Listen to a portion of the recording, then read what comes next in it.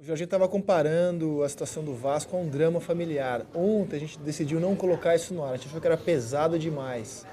Só que aí veja só as declarações dos jogadores do Vasco, do próprio Jorginho, depois da partida. Olha como está o ambiente no Vasco, veja.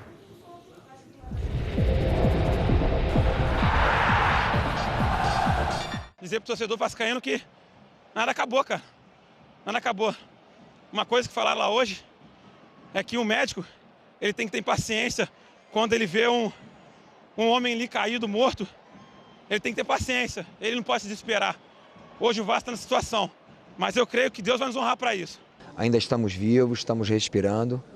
Não tenha dúvida que foi um jogo em que deixamos muito a desejar.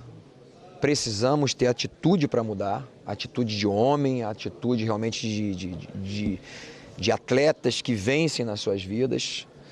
A gente tem tanta experiência, a gente tem visto tanta gente superar tantos problemas e precisamos agora dessa reação. Depois que você, como aconteceu a situação, você pensa realmente em se entregar, mas não de jeito nenhum. Eu acho que é difícil, é duro, dói muito, realmente.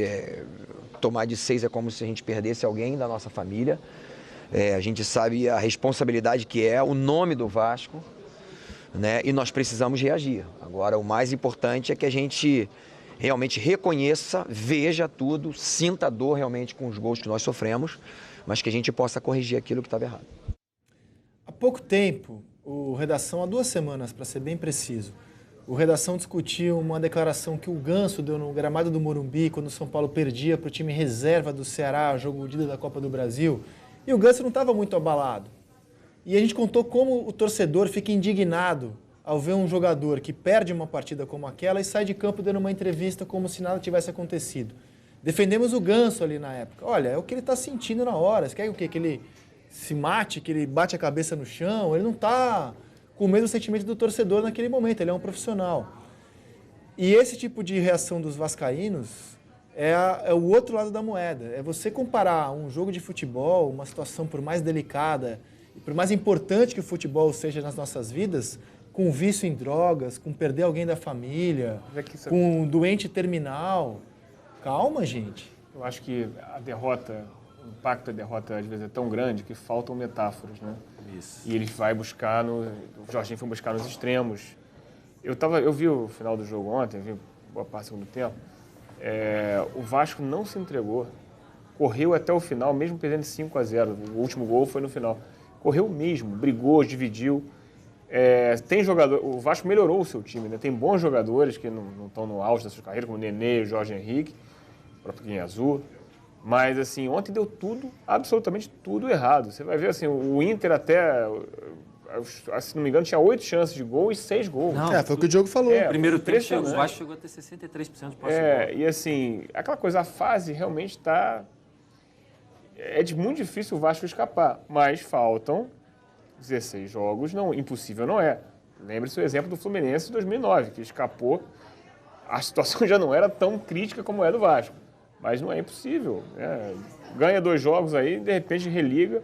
Vamos lembrar que no ano passado o Palmeiras... Você realmente acha eu que acho, é possível? Eu não acho nada impossível. E mais, vamos lembrar, no ano passado o Palmeiras escapou com 40. Muito se fala em 46... tá todo mundo ganhando, mas está muito equilibrado. Tem muitos times na chamada zona da confusão. E muitos deles recuperando alguma coisa. O Joinville, por exemplo, estava tão morto quanto o Vasco. Entrou o PC Guzmão, deu uma melhorada. Mas, assim, nada é impossível. Se ganhar 3 jogos seguidos, ele entra na zona. A questão não é a matemática, né, Poli? É o que o Vasco vem mostrando em campo, né? Sem dúvida, mas... Na matemática, é claro que não é impossível, mas nem tanto. Quando você olha o que o time está jogando... Vasco e Coritiba e Vasco e Figueirense foram resultados injustos. Era para o Vasco ter ganho os 2 jogos. Falta um jogador para fazer gol, etc. Faltam várias coisas. Mas o melhor jogador em campo nos 2 jogos foi o goleiro do adversário. Eu só aceito fazer conta quando o Vasco marcar gol. Não, esse é um quando problema. o Vasco voltar a marcar um gol, eu começo a fazer Esse é o problema. conta. E o Vasco foi buscar na Série C uma esperança que é o Leandrão. O Leandrão, o jogador começou no Inter, jogou no Botafogo em 2002, sempre foi extremamente limitado e raçudo. Só para você ter uma ideia, hoje, no atual cenário, o Vasco teria que somar 50% dos pontos conquistados e o Goiás 22% para passar o Goiás. Ele não tem só o Vasco que fazer uma campanha espetacular, uma campanha de Corinthians daqui para frente, né? Mas ele teria que torcer para os outros caírem muito. Se somar 50, ele não vai. Ele vai ter que fazer uma campanha maior do que essa. Eu não vejo, não consigo ver de onde o Vasco vai tirar futebol. Eu também acho muito improvável, mas não é impossível. Mas eu queria voltar às declarações. A curva vem muito de baixo, porque, por exemplo, o pior é que você sente... Não dá para a torcida do Vasco pedir raça para esse time, dizer que o time é sem vergonha, porque tem tudo isso. As declarações mostram, o time jogando mostra isso. Mas a curva vem muito de baixo. Por exemplo, até o Nenê, que entrou agora, ele é um jogador que melhorou o Vasco. Ver a eliminação do Flamengo na Copa do Brasil é muito dele, obra dele. Ele jogou bem contra o Figueirense também. Ontem ninguém jogou nada. Mas a curva vem muito de baixo, é muito difícil. E é o que escrevem alguns vascaínos lúcidos aqui, como José Marcos Tomazini. A situação do Vasco não é falta de vergonha. É simplesmente tirar de onde não tem. Agora, o Diogo estava falando das declarações. Eu acho que a gente teve a mesma reação, Diogo, de ver essas declarações depois do jogo e falar, poxa, calma, pera um pouquinho. Por mais importante que seja o futebol na vida da gente, muda o nosso humor, muda a nossa vida muitas vezes. Mas calma, né? Doente terminal é uma coisa. Vida, perder familiar é uma coisa. O rebaixamento é outra. Eu acho que isso assim foi muito claro nas declarações dos jogadores do Vasco. Tá bem que o Jorginho ele está querendo animar os jogadores, ele está querendo mobilizá-los, né? E às vezes perde a mão, mas de fato nada tem a ver 7-1, nada tem a ver com perda familiar. Inclusive o que o Inter festeja nesses últimos, especialmente nesse jogo, é ter voltado a sorrir. Isso foi uma conversa que teve no vestiário. Olha, tirar um pouco daquele peso do 5-0.